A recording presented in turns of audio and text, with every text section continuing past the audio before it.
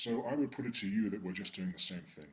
We're just looking for and finding the information that we need to prove ourselves right so that we can move forward and get on with our lives.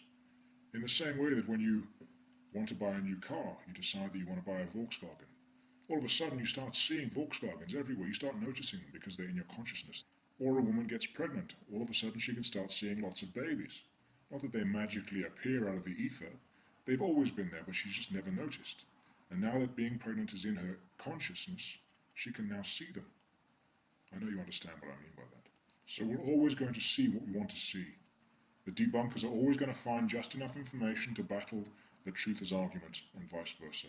And it's going to be a closely run race unless someone in the government comes out, a whistleblower, and just blows the lid off the whole thing. Then we'll find out who's right. But until then, it's going to be neck and neck. And there isn't going to be any winners in this race at all. But of course, we are the paranoid ones. We are the schizophrenics. We are the psychotics and the insane ones, because we have decided that there is something very, very dark happening, and that 9/11 was just the beginning of that, and that there's something moving forward very fast now towards a world where we are not going to be free. There are some debunkers out there who understand what the New World Order is, and they're fighting it just as hard as we are.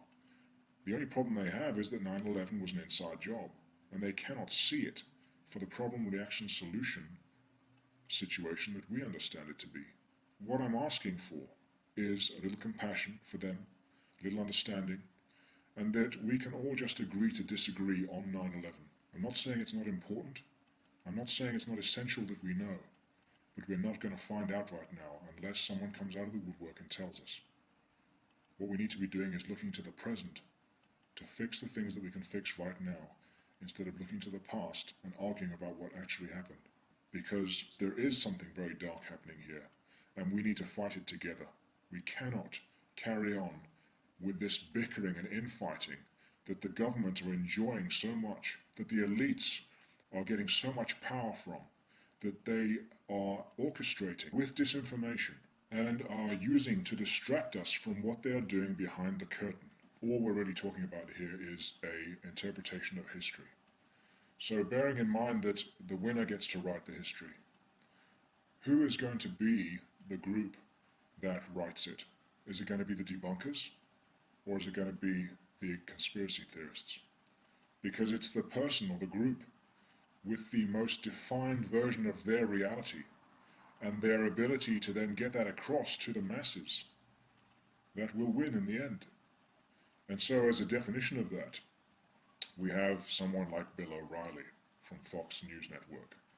Now, Bill O'Reilly allegedly is a compulsive, pathological liar. The man has the innate ability to bend the truth to his will and spin half-truths into convincing lies, and to lead a good percentage of the American public down such a dark alley, but have them thinking that they're looking into the light. It's incredible. And he does it by speaking with 100% conviction and 100% commitment to the lie that he's telling. Of course, the lies that he's speaking are fed to him by Rupert Murdoch, but that's not the point. It's his ability to define reality for so many Americans that makes him a dangerous individual. So when you're out there delivering the truth, how strong is your version of reality? How committed are you to this premise? Are you easily swayed by the debunkers? Do you speak with commitment? Do you speak with 100% knowledge of your subject? Do you know what the debunking argument is so that you can fight it with your own facts? Now, before you answer those questions, let me give you a definition of commitment. So let's say that you're committed to fighting the New World Order. So in terms of the word commitment, let's have a look at it this way. So imagine that you have someone very close to you. Imagine the person who is closest to you in your life, whether it's your mother or your father or your brother or your sister or your lover, your wife, your husband. Just pick a person and hold them in your mind for a second. Now, it's very late at night, you've had a very long day at work, and your head is just about to hit the pillow. Your man or your woman or your father or your mother are not home yet. But you've had a very long day and your head's just about to hit the pillow, and you know that as soon as it does, you're going to be asleep. And you need the sleep because you're dreadfully tired. So it's about 2 a.m. and the phone rings. It's this person, it's your mother, your father, your husband, whatever it is, the person you've chosen. And they're on the phone, and they're telling you that they're stuck. They're 2 hours away in a car. They're stuck on the motorway. The car is broken down. There are lorries whizzing past it between 70 and 90 miles an hour. It's raining. They've run out of petrol, the car's broken down, or whatever it is, and they want you to come and get them. Would you go to pick them up from that motorway? Would you drive 2 hours to go and get them? Of course you would, because you're committed to them. That's what commitment is. No matter how you feel, no matter what you want, you go and get them.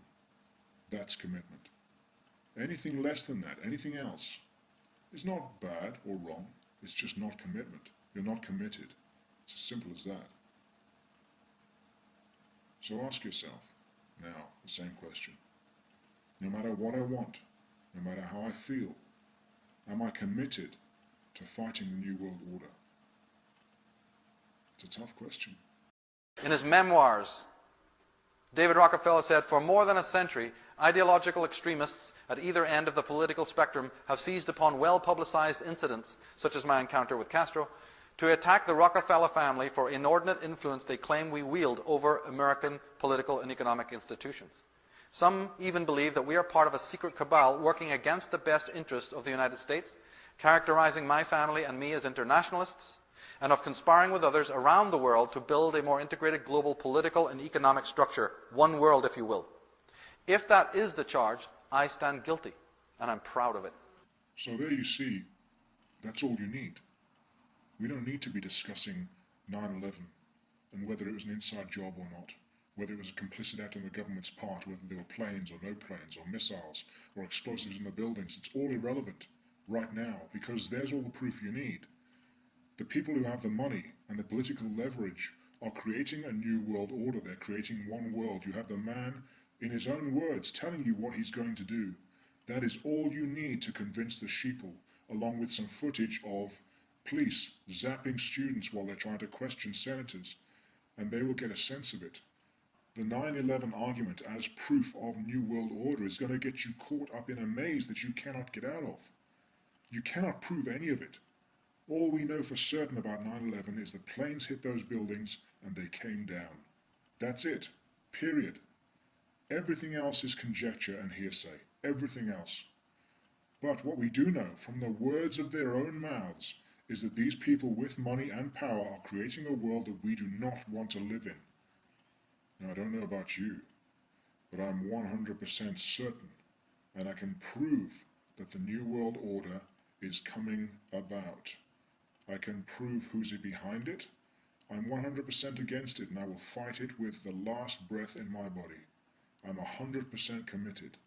Now, if that makes me insane, then guilty as charged. Bring on the white jacket. I'm as mad as a box of frogs.